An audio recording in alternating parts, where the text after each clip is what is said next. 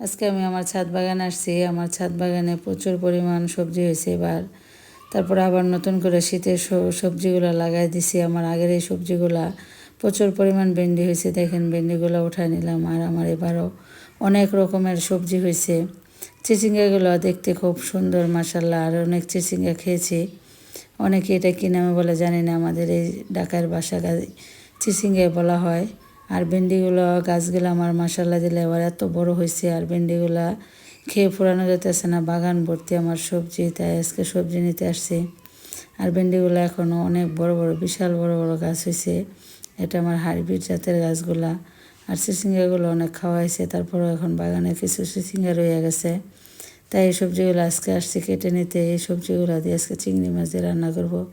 আর বাগানে তো পুঁই শাক মোটামুটি আলহামদুলিল্লাহ অনেকগুলো খেয়েছি। তারপরে এখনও আমার বাগান থেকে প্রচুর পরিমাণ পুঁই শাকও হইতেছে।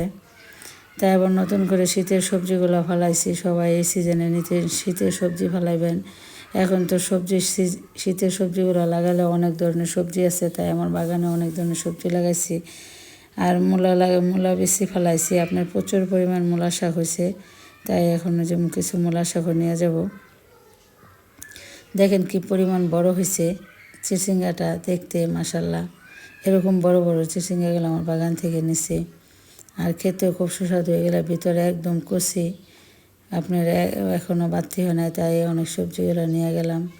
আর যারা এই সিজনে বাগানে সবজি লাগাইতে চান, তাই প্রচুর পরিমাণে শাক সবজি লাগাবেন। অন্তপক্ষে একটা মরিচ গাছ লাগাই দেখবেন, অন্যরকমের শান্তি লাগে। আমার ছাদরা তো আসলেই মনে হয় অনেক শান্তি। আর বাগান থেকে আমার প্রতিদিন সবজি কাটতে হয়, না হলে বাড়তি হয়ে যায়। আর ভেন্ডিগুলো না কাটলে আপনার বাড়তি হয়ে যায়। আর ভেন্ডিগুলো নাহলে পরের দিন আর নিতে পারি না, খাওয়া হয় না। তাই দেখেন কত লম্বা, এবং চিচিঙ্গাগুলো কত সুন্দর হয়েছে। বাগানটা ভর্তি হয়ে গেছে আমার সবজি। আবার নতুন করে আমরা অনেকগুলো গাছ লাগাইছি। আর বাগানে প্রচুর পরিমাণে এবার আমার মহিষ হয়েছে। আর এই গাছগুলো বিশাল বড় বড় হয়ে গেছে। এবার অনেকগুলো সবজি খাওয়া হয়েছে।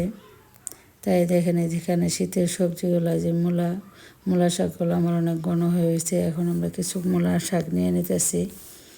এই শাকগুলো না উঠাইলে আপনার মূলা হবে না, তাই আমরা বাছ দিয়ে দিতেছি। যার বাগানে এরকম বেশি পরিমাণ মূলা শাক আছে, তারা উঠায় ফেলাবেন, অল্প কিছু রেখে দিবেন। অল্প থেকে আপনার মূলাগুলো সুন্দর হয়। আর এই দেখেন আমি অনেকগুলো মূলার শাক উঠায় নিছি। এরকম নিজের বাগান থেকে সবজি উঠালে অন্যরকম আনন্দ লাগে, ভালোই লাগে। বাগানে আসলে দেখেন কি পরিমাণ মূলা শাক হয়েছে। আর আমার বাগানে সবসময় 2-3টা সবজি রানিং থাকে, ওটাতে হয়। এই মূলা শাকগুলো যে এখন না ওঠাই, তাহলে পরে বাড়তি হয়ে যাবে, আর খেতেও মজা লাগবে।